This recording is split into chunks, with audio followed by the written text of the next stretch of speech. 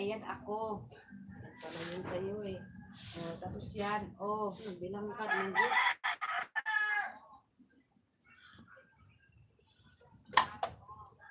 mag-comment ka na. Ilagyan kitang jacket. Ano yung binabalatan mo?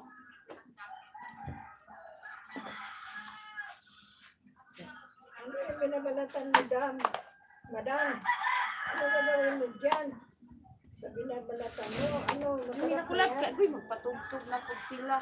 Ano yung binabalatan mo, madam? Ano gagawin mo dyan? Laga. Masarap ba yan? Sarap. Yung mga comment, pagkatala ba? Paano yan? Paano mo yan lutuin, madam? Naan mo lang, tikay. Naririnig ka doon. Ayan o. Ay, nalaglag.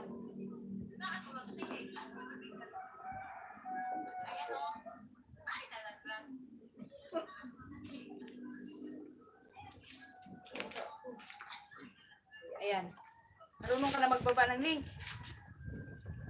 Kalimutan ko eh. Ay! Kuha din, na pa kayo magkuha. Tughoy naman itong kamanggay.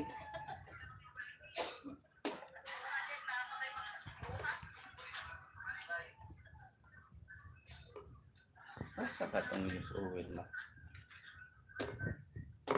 Videohin ako lang. Isuko pa kong daddy. Mabuna lang kong daddy. Ako na may video mo. Okay, Sige. si Tuto na. Ayaw niya sa akin. Paano yun magbaba na Sa man eh, short lang. Hindi ah. Ha? Totoo. Tcharan! Tanggalan mo ng konti. Ay, asa mo ng volume ni mo?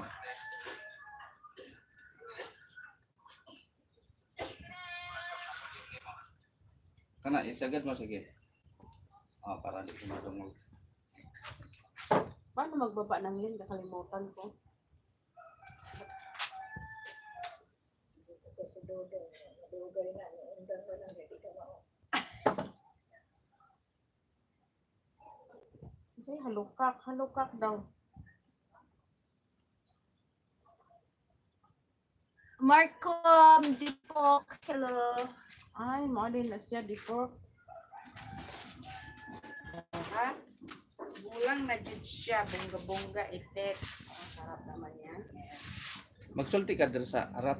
Hi guys! Ayan, magluluto tayo ng kulo. Ayan, kulo tawag namin ito. Dalawa to. Binili namin sa palengke. Ito pa, isa babalatan natin. Lutuin natin siya sa gata para masarap.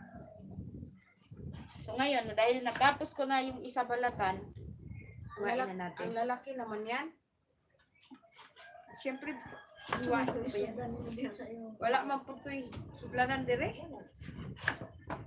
Wow. Para siyang langka, no? Pero meron din siyang ganito, oh. So, kailangan natin siyang i-remove. Yan. So, ito na yung finished product niya. Pero, syempre, huhugasan pa natin to mamaya. Kolo. Sarap to. I remember the taste of this one talaga. This is the favorite of the past, person, individual, before, when I was young. When I was younger. So much younger than today. Lipat natin yan para may malagyan tayo. Yung pinsan ko dati. Asawa pala. Dapat lumag kung anong lagayan do. Yan. Ikaw na lang kaya kumuha mo para ikaw yung nakaisip. Ako nga eh. Naisip ko nga din. So yan siya guys. Lalagay lang natin dyan sa isang tabi. Habang wala itong lagayan. Tapos, hugasan natin ito later. Oh, ha? Muna po ka kay diri ko sa hatbang. Ops!